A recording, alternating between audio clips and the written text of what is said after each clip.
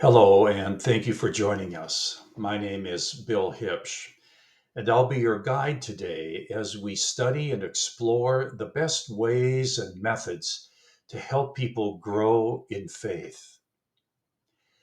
In the old traditional classroom, a teacher stood in front of a bunch of students, usually a large number, with a textbook full of information.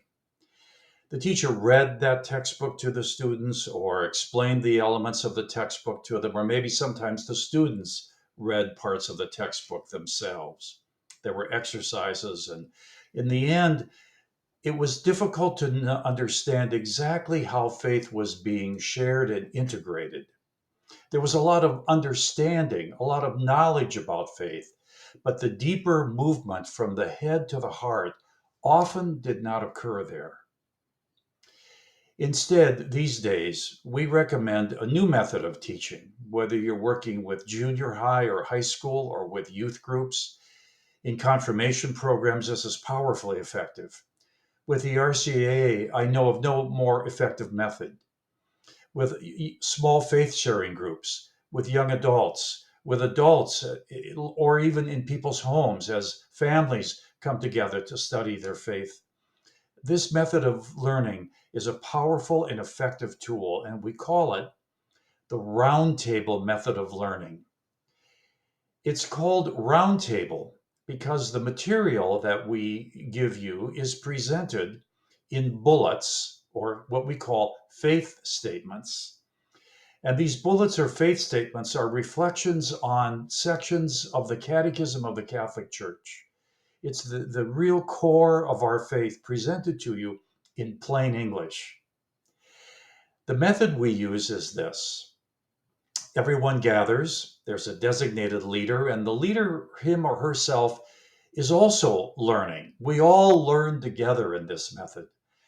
Not really a teacher, more of just simply somebody to keep us on task in our small group.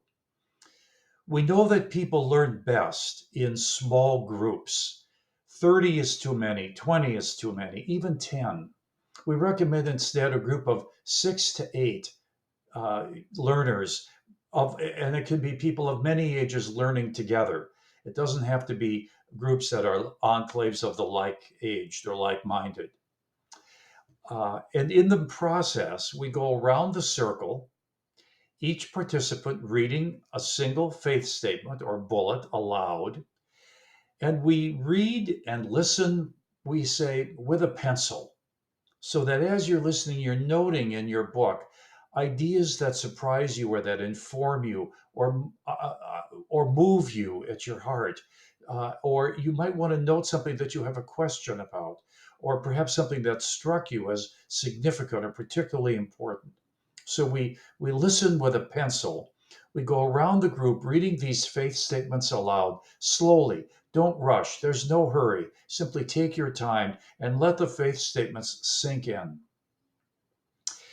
The faith statements are numbered based on the articles of the Catechism on which they give you a meditation or reflection.